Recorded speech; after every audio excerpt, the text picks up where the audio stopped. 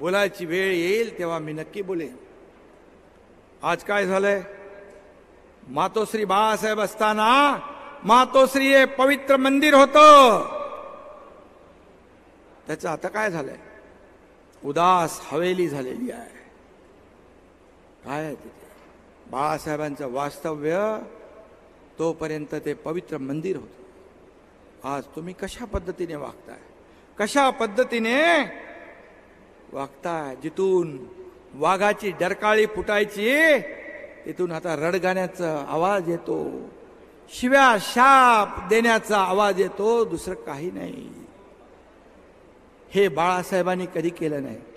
आणि म्हणून बाप चोरला, वडील चोरले, सारखा रोज रोज रोज. अरे बाळासाहेब पुण्या एकट्या दुकट्याची मक्तेदारी नव्हती. बाळासाहेब तमाम शिवसैनिकांसाठी दैवत होतं. त्या दैवताचं पुण्यत्व तुम्ही विकून टाकलं. तुम्ही विकून टाकलं. तुम्ही सत्तेच्या मोहापायी खुर्चीसाठी बाळासाहेबांचे विचार सोडले, बाळासाहेबांचे आचार सोडले, त्यांची भूमिका सोडली. मला माहित होतं. मगाशी केसरकर म्हणाले ते सत्य आहे. मला माहित होतं यांना मोह झालाय, यांना स्वार्थ भावना जागृत झाली आहे. माझ्या आमदारांना मी लोकांना हातापाया दादा बाबा का सांगून त्या हॉटेलमध्ये थांबून ठेवलं. भाऊ गजा भाऊ बोले हे नवीन कार्यक्रम जो चाललाय हा चुकीचा आहे, हा आपल्याला परवडणारा नाही. कोण कधी खड्ड्यात घालेल ते माहित नाही. तरी सुद्धा मी सांगितलं ठीक आहे, आपण संयम ठेवूया, संयम ठेवूया. एका पक्षप्रमुखाला या सत्तेचा मोह आतापासून नव्हता, 2004 पासून होता. सुप्त इच्छा होती. अर्जुन खोतकर आता मला खुणवतायत. अर्जुन खोतकर साक्षीदार आहेत, आणखी काही लोक साक्षीदार आहेत. अरे आम्हाला सांगितलं असतं. मी म्हणालो जेव्हा मला म्हणाले की शरद पवार साहेबांनी सांगितलं की तुम्हाला मुख्यमंत्री व्हावं लागेल, मी म्हणालो ते घाबरले होते. अगदी रडवेला चेहरा होता. एकनाथ शिंदेची रिॲक्शन काय पाहत होते. मी क्षणभर मनात विचार केला, आता ह्यांच्या मनामध्ये मोह आलेला आहे, सत्याची खुर्ची यांना पाहिजे.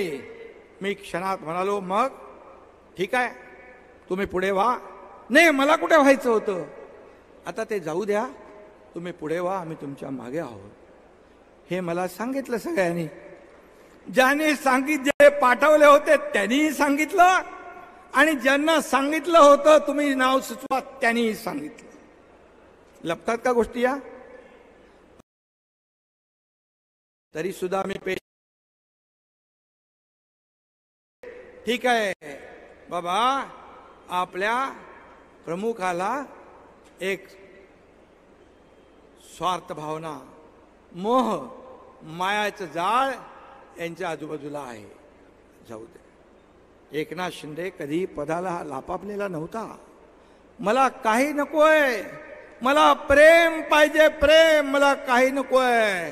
मी त्यांना सांगितलं, तुम्ही मला हे सांगितलं असतं तर मी तसा माहोल तयार केला असता. परंतु तरी सुद्धा मला कुठं व्हायचं होतं. हा त्यांचा डायलॉग एकदम फिट होता. एक सांगतो तुम्हाला, ते जसे दिसतात तसे नाही. इनोसेंट चेहरा, इनोसेंट चेहऱ्याच्या मागे अनेक चेहरे आहेत. एक गाणं आहे, एक काय तो, एक चेहरे के पीछे, एक चेहरे पे कई चेहरे लगा लेते हैं लोग, असा विषय आहे तो. केसरकरांना पण मी सांगितलं होतं एकदा, तुम्ही आणि मी एकच आहे, तुमची भूमिका आणि माझी भूमिका एकच आहे, पण तुम्ही पुढे जाताना काळजी घ्या, तोंड घशी पडू शकता. ते मला म्हणाले बरोबर बोलला होता तुम्ही, कारण मी जास्ती ओळखतो. आणि म्हणून तुम्ही ज्या शिवसेना भाजपा युती बरोबर लढलात, या जनतेने शिवसेना भाजपा युती म्हणून तुम्हाला मतदान केलं, त्यांच्याबरोबर सरकार स्थापन करायला पाहिजे होतं.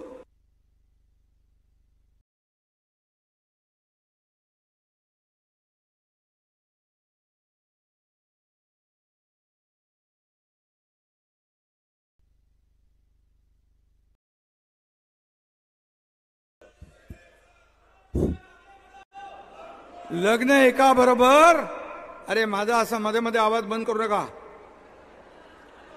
तसा तो बंद होऊ शकत नाही. माझ्याबरोबर सगळे शिवसैनिक आहेत.